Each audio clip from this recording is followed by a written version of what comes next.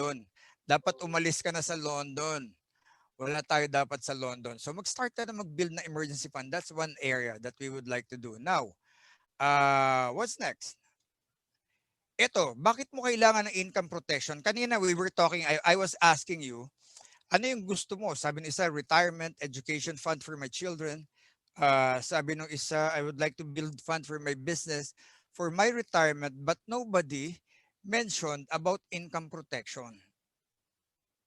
Wala pong naglagay na gusto ko protektahan yung income ko. Why did we say that? 90% of the Filipinos are worried in the event, in the death, when the breadwinners pass away or dies. Ikaw, pareho tayo, breadwinner tayo. If I go down, if I pass away, if I die, my income will go down with me 6 feet below the ground. Yung name mo, mawawala ka agad sa listahan ng HR department ng company nyo. Tanggal agad yan. Yung income mo, tigil na. Question, may pangarap ka sa pamilya mo eh. Paano yung pangarap mo? Kung wala kang kahandaan, if you don't have income protection, this is what will happen. Your income will go down with you 6 feet below the ground. Pati yung dreams mo sa family mo will go down with you 6 feet below the ground. Now, Ram, sorry. Ram, may napindutuli yata ako. Sorry. Ram, please.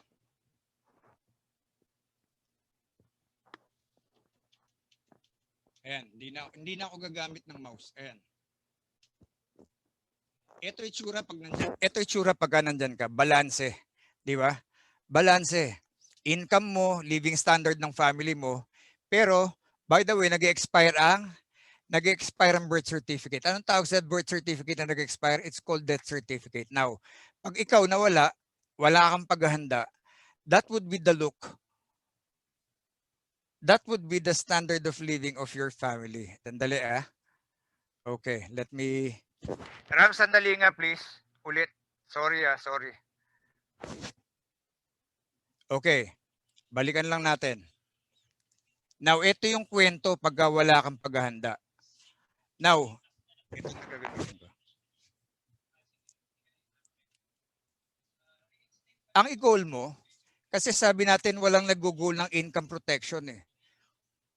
Remember, sabi nga natin, when we go out of the picture, when we pass away, our income goes down with us 6 feet below the ground. Hindi na nga minsan 6 feet eh. Nakalagay na lang sa jar, okay? Pero yung dream mo sa family mo, if you will look on the right side, yan yung lifestyle ng family. Will it be better, will it be same, or will it be worse? Now, pag tinanong mo, sabihin mo Kuya Mon or Mr. Budgetarian, ano bang simplified formula para mo compute magkano dapat ang income protection ko? Dalawa yan.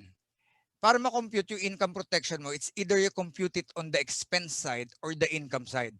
Let's look at the expense side. Let's say 20,000 ang monthly household income, monthly household expense ng pamilya mo. So in 1 year time, that's 240,000.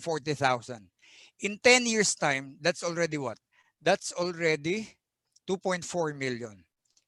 Bakit 10 years? Because in that span of 10 years, by the way, as your family is grieving emotionally, yung financial concern nila has to be protected even in that span of transition, in that span of recovery. So in the next 10 years, your family will be fully recovered. They will be surviving. Now, ang question natin ngayon, ano bang mas madaling isipin? Ikaw, na bagong pamilya mo, mag-iipon ka ng 2.4 million, magse-set aside, magbi-build up ka ng 2.4 million, o magtatabi ka ng 5% ng annual salary mo para pang-protect sa income mo. Now, you have to look at insurance as another cash asset. It is a tool that you are creating, okay? That it will be, at the moment's death, it will be ready and demandable for your use. You will look at insurance as a cash asset. You're buying a cash asset at the 3 to 5% of your salary depending on your age. Mas bata ka, mas mura siya. Okay? So, pero paano to? Yung sinasabi natin kanina, what if it is based on the human economic value or your income? Kanina we're talking about expense. I would like to share with you a client. We had a consultation years back. The client is a medical doctor. She was then 35 years old. Pediatrics po. Pediatrics po ang kanyang specialization. Okay? Ang average patient ni doktora, 15 patients per day siya. 15 patients. Ang clinic niya ay Monday to Saturday. Ang professional fee niya po ay 500 pesos per day. Sa probinsya po yan. So kung 500 times 15, she's earning 6.5. So sabi ko, doktora, we will be doing the planning based on what you're earning in this clinic. Yung mga rounds niyo po sa hospital, hindi ko na po siya gagalawin. Now, kinumputan ko si doktora, pinakita ko sa doktora, do you know your human economic value? Anong ibig mong sabihin? Okay? By the way, let me go back to a story. By the way, if you're familiar with the crash of Malaysian Air, lahat po ng pasahero doon, binayaran, kinumpute based sa kanilang human economic value. Okay? Kung ako po ay 35 years old and I will be living up to age 60, let me go back to the computation dito dun sa client ko, kay doktora. 15 patient times 500 times 6 days times 4 weeks. Alam niyo po bakit 11 months ko lang ginamit? Bakit hindi 12 months? Sabi ko, doktora, 11 months ko na lang kinompute yung sa human economic value mo. Why? Kasi kung ikaw ay magli-leave, kung magta-travel ka, wala kang kita. So let's just look at the 11 days. So that's 1.98 million. Guys, what 1.9 million 1.9 million per year ang human economic value niya. So sabi ko, kailan mo gusto mag-retire? Sabi niya, Mon, baka age 55 gusto ko na retire na ako. So meaning, look, listen to this guys. So meaning 35, 45, 55 years old, she wants to be retired. Ang human economic value na is 1.98 million. So nung kinompute namin, ang total human economic value niya is 39.6 million. Ano pong ibig sabihin? Let me go back dun sa Malaysian Airline. Kung siya po ay pasahero ng Malaysian Air and she passed away, she will be paid 39.6 million. 11 months, 12 months ko compute ng Malaysian Air yun eh. She would have been paid 39.6 million. So sabi ko, doktora, I would like to share with you the gap of your income protection now with me and your human economic value. You currently have only 1 million pesos coverage. Income protection. So ibig sabihin, if you pass away, that's 1 million lang. Pero ang human economic value nyo, if you progress, that's 39.6 million. So sabi niya, Mon, hindi ko naman kayang kumuha ng ganyan kalaking income protection. It's okay, doktora, you don't have to. But at the very least, you should have at least 10 to 15 million coverage. Okay? So how do we do that? We lay down. So sabi ko nga sa inyo, planning need not be expensive. It has to be done now. So it's part of the planning that I shared with her. So if you want to hear kung ano yung plan na ginawa ko sa kanya, na very affordable, okay? Wag natin sasabihin na itong ginagawa ko, I may not be capable, but Mr. Budgetarian is positioned to do that to you as long as you have to protect. Kasi guys, tingnan mo before you even think of protecting your retirement, you have to protect the now.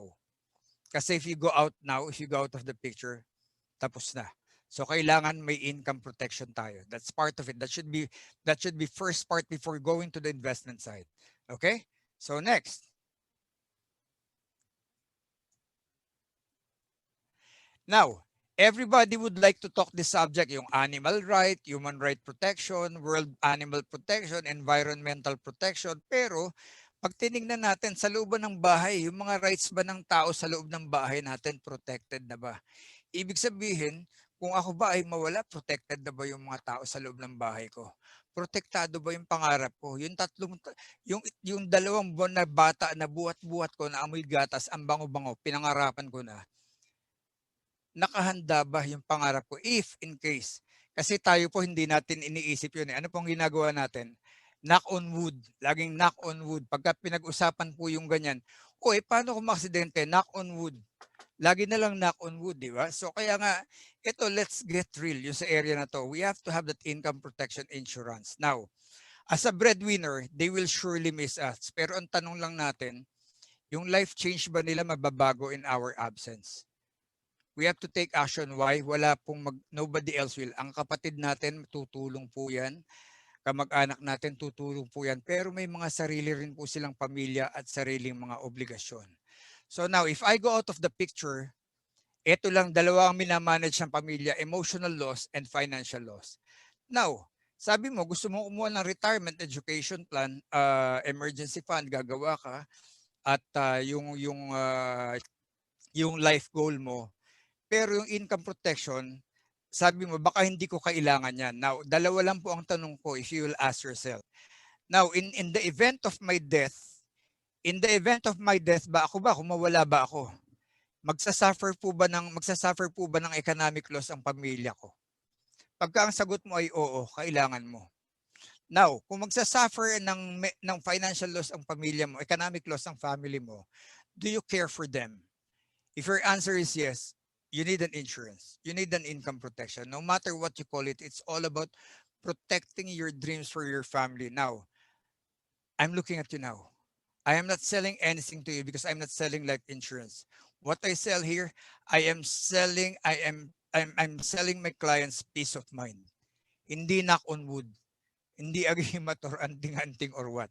It is the peace of mind that we have for our family to ensure that my dreams will go. Tuloy pa rin yung pangarap ko sa pamilya ko. Now, tingnan mo to. Alam ko may listahan ka ng gastos mo. Tama ba yung listahan ko? Meralco, Manila Water, cable, Wi-Fi, tuition, ASOC dues amortization, food, groceries. Now guys, here's the reality. Here's the real thing. Totoo po ang life insurance or income protection is an expense. Diba? That's an expense. Pero if you will look at on the right, the income, it is just you. Kung may business ka, well and good. Pero still, if you're the brain of your business, if you go out of the picture, magkaiba kayo ng skill ng asawa mo eh. Siya ang pasimuno ng negosyo na yun eh. Now, parang ang payroll mo, sa kaliwa, sweldo mo, sa kanan lahat ng deduction. In real life, ganito yan. Ito yung expenses mo, sa right, it's you. Here's the question. If you go out of the picture, hindi na ikaw, ako na lang. If I go out of the picture, lahat tong expense na to will remain an expense. Tama ba? Pag nawala ako, yung kita ko tumigil na. Pero among the expense items, ang mawawala dyan, life insurance. Why? Automatically, when I die, when I pass away, it becomes ready and demandable. Becomes a life insurance proceed. So matutuloy yung pangarap ko sa pamilya ko. So, sabi niya matagal ba yan? Sabi ko kung mga 1 million lang ang insurance mo kahit 3 oras, kompleto papel mo mag-while you wait ka lang. Pero kung mga 10 million pataas ang insurance mo, a good 5 days. Pero kung mga 300,000 lang, 1 million, 1.5, magantay lang tayo. I-ready lang natin lahat yung document. Papakyat natin in 3 hours, bababa ang check mo. Okay? So may mga ganun. Ito yung part nung ginagawa ng mga company. Which among your current expenses will be converted to income. Okay? Kaya tingnan natin, ano sa mga expenses mo ang may value? Alin dyan yung magtatawid sa'yo? Okay? So, tingnan natin to. I was also talking to business people. If your business, pagka nawala po yung businessman, ang question, sabi ko, sir, ang kailangan mong tanong sa sarili mo dito, if you go out of the picture, if anybody here is in business, will your business interest still be intact? Now, many business people are getting securing insurance. Why? It is a funding tool to preserve the business and to have an orderly transfer. Why?